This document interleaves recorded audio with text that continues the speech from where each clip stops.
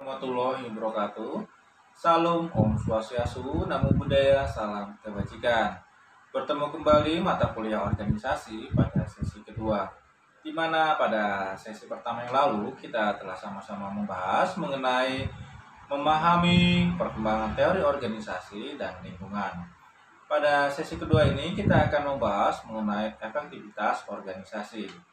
Organisasi secara umum dapat diartikan sebagai suatu yang tidak terhingga dan mencakup seluruh elemen yang terdapat di luar suatu organisasi. Dalam kenyataannya, tidak semua elemen lingkungan tersebut berpengaruh secara langsung terhadap organisasi. Oleh karena itu, definisi tersebut dapat dipersempit. Untuk keperluan analisis, lingkungan dapat diartikan sebagai seluruh elemen yang terdapat di luar batas-batas organisasi yang mempunyai potensi untuk mempengaruhi sebagai ataupun keseluruhan organisasi. Lingkungan berpengaruh terhadap organisasi. Sifat lingkungan yang paling berpeluang untuk membahayakan atau merugikan organisasi adalah tingkat ketidakpastian lingkungan.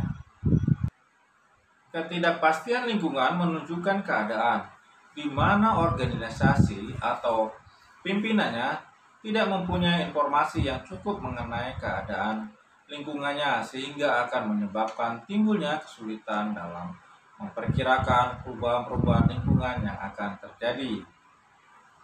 Ketidakpastian tersebut menyebabkan tindakan-tindakan yang akan diambil oleh organisasi mempunyai risiko kegagalan yang tinggi.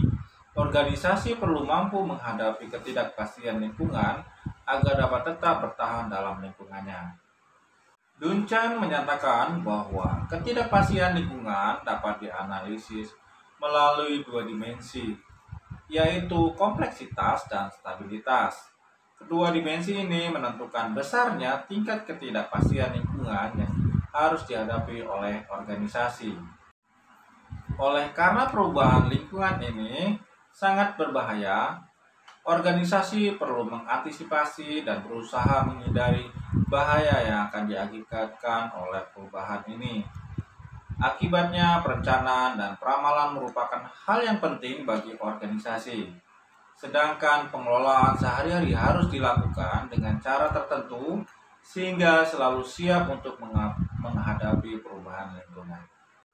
Terdapat dua cara adaptasi yang dapat dilakukan oleh organisasi. Cara pertama adalah melalui perubahan internal, yaitu dengan menyesuaikan struktur internal organisasi, pola kerja, perencanaan, dan aspek internal lainnya terhadap karakteristik lingkungan. Cara kedua dengan berusaha untuk menguasai dan mengubah kondisi lingkungan sehingga menguntungkan bagi organisasi. Salah satu contoh dari elemen perbatasan adalah bagian yang melaksanakan riset pasar, yang bertugas memantau perubahan selera konsumen. Melalui pemantauan ini, riset pasar dapat memberikan informasi bagi para pengambil keputusan.